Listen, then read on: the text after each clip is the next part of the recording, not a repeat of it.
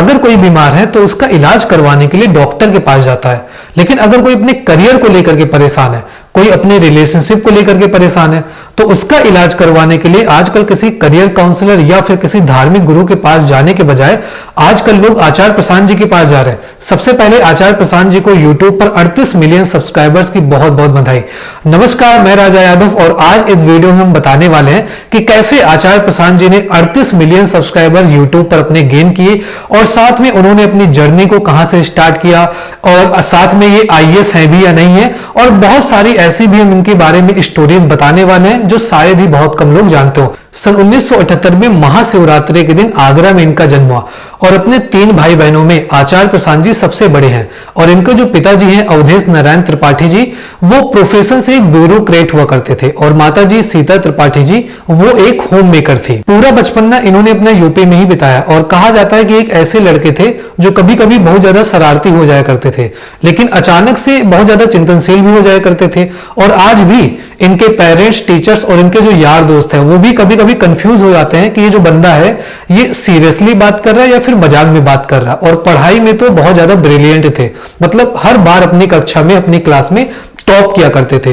और कई बार तो इनकी मम्मी को भी द मदर क्वीन नाम अवार्ड से भी सम्मानित किया गया। और स्टेट के गवर्नर ने भी बोर्ड के एग्जामिनेशन में एक नया बेंचमार्क सेट करने के लिए और एनटीएससी स्कॉलर होने के लिए इनको सम्मानित भी किया।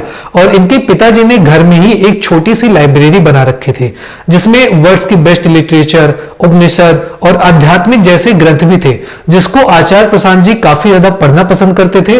और साथ में 10 साल की ही उम्र में लगभग उनके घर में जो लाइब्रेरी थी उसकी सारी किताबें वो पढ़ चुके थे और नई किताबों की वो डिमांड करने लगे थे। इनके सीरियस होने के लक्षण लोगों को तो तब दिखने स्टार्ट हो गए जब 11 साल की उम्र में ही इन्होंने पोइट्री लिखना स्टार्ट कर दिया। और 15 साल की उम्र में क्या था कि लखनऊ शहर में काफी समय से रह रहे थे, तो इनके पिताजी का दिल्ली के गाजियाबाद शहर में इनका ट्रांसफर हो गया, तो सारे लोग वहीं पर शिफ्ट हो गए। अब ये भी गए तो जो जिस तरह से सोचते थे, जिस तरह से पढ़ाई करते थे, तो इनके काम का जो प्रोसेस था वो और ही तेजी से बढ़ गया। तो ये तो आचार्य प्रशांत जी की कुछ बचपन की यादें हैं जो उन्होंने अपने सोशल प्लेटफॉर्म पर शेयर किया है।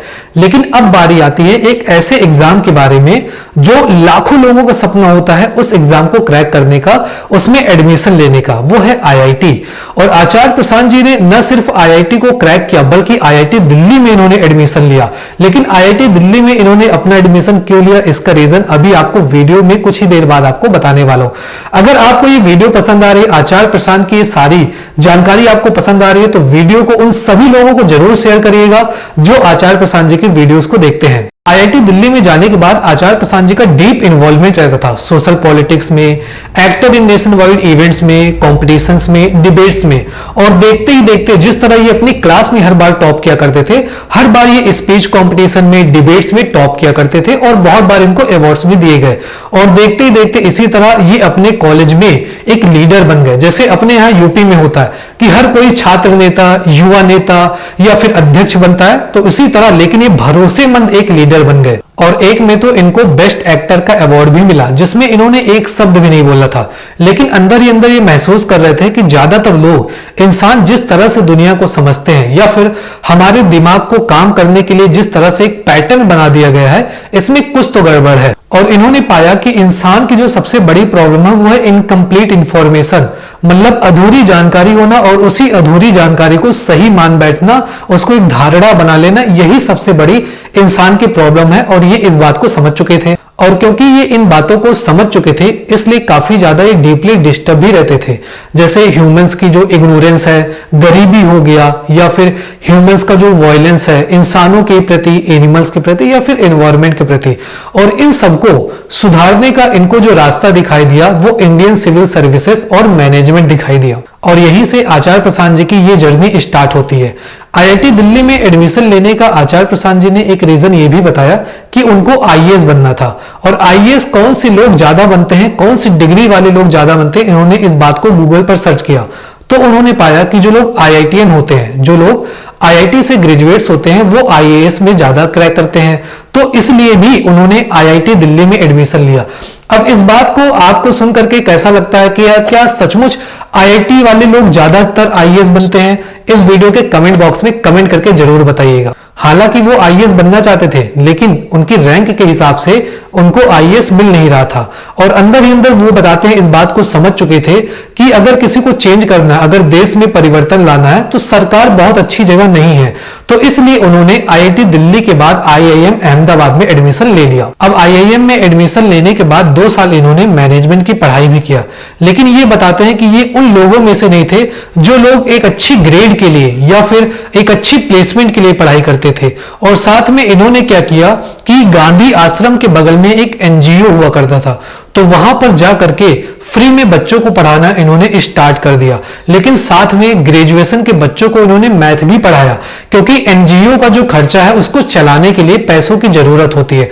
तो वहां से ग्रेजुएशन के बच्चों को मैथ पढ़ा करके वहां से वो एनजीओ का खर्चा भी निकालने लगे। और क्योंकि ये एक्टिंग अच्छी कर लिया करते थे, इसलिए इनका जो ह्यूमंस इग्नोरेंस के प्रति जो गुस्सा था उसको व्यक्त करने के लिए थिएटर के माध्यम से व्यक्त किया करते थे। जैसे इन्होंने खामोश, द अदालत जारी है, पगला घोड़ा, rhinoceros, the night of January 16 में अपना रोल किया। और सिर्फ रोल ही नहीं किया, उसको डायरेक्ट भी किया। और मेनली ये आउटसाइड ऑफ सिटी होते थे, जिसमें ज्यादा पब्लिक होती थी। अब आईआईएम कंप्लीट होने के बाद सब लोगों की तरह इन्होंने भी एक कॉर्पोरेट को ज्वाइन किया और 3-4 सालों तक ये नौकरियां बदलते रह गए। इसके बाद लेकिन धीरे धीरे अब इनको समझ में आता जा रहा था कि मुझे करना क्या है। तो इन्होंने क्या किया, ग्रेजुएशन और पोस्ट ग्रेजुएशन और जो एक्सपीरियंस जो प्रोफेशनल होते हैं उनके लिए इन्होंने लीडरशिप जो है कोर्स बनाने स्टार्ट किए।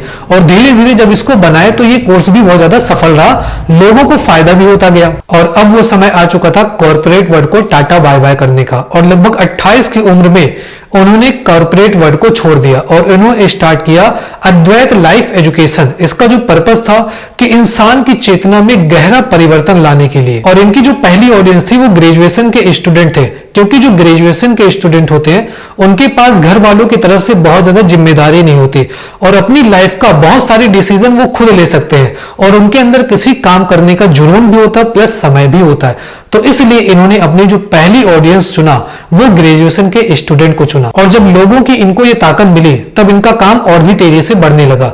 लेकिन जिस तरह से काम तेजी से बढ़ने लगा, उसी तरह इनकी लाइफ में, इनके फाउंडेशन में वो सारे चैलेंजेस भी और भी तेजी से बढ़ने लगे। जैसे हमारी जो सोशल और जो एजुकेशन सिस्टम है वो हमारे एग्जाम को क्रैक करने के लिए, एक अच्छी नौकरी के लिए और एक बिंदास लाइफ बनाने के लिए हमें तैयार किया गया है। लेकिन ये जैसी लाइफ या जैसी जिंदगी, जैसी एजुकेशन लोगों को देना चाह रहे थे वो कहीं पढ़ाया नहीं जाता है। तो ये एक बहुत बड़ी चैलेंज आ रही थी जो बहुत ही तेजी से बढ़ रही थी। और जब ये लगभग 30 साल के हो गए थे तो आचार्य प्रसाद जी ने संवाद में बोलना भी स्टार्ट कर दिया।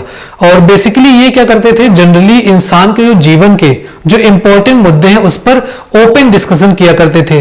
और देखा इन्होंने कि लोगों को काफी ज्यादा इससे फायदा भी हो रहा है और क्लैरिटी भी मिल रही है। तो इन्होंने अपने संवाद को उसकी वीडियो रिकॉर्ड करना स्टार्ट कर दिया और उसको इंटरनेट पर यानी कि फेसबुक, इंस्टाग्राम, यूट्यूब पर डालना इन्होंने स्टार्ट कर दिया।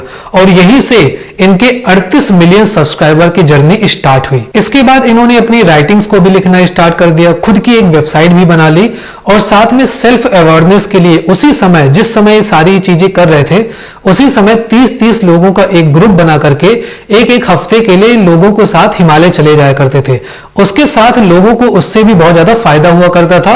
लोगों के जीवन में नई नई चीजें देखने को मिलती थी, साथ में उनके लाइफ में परिवर्तन भी आते थे, चेंजेस भी आते थे उससे। और देखते ही देखते आज आचार्य प्रसाद जी के यूट्यूब पर 38 मिलियन सब्सक्राइबर पूरे हो चुके हैं। एक बार फिर से आचार्य प्रसाद जी को 38 मिलियन सब्सक्राइबर्स की बहुत बहुत बधाई।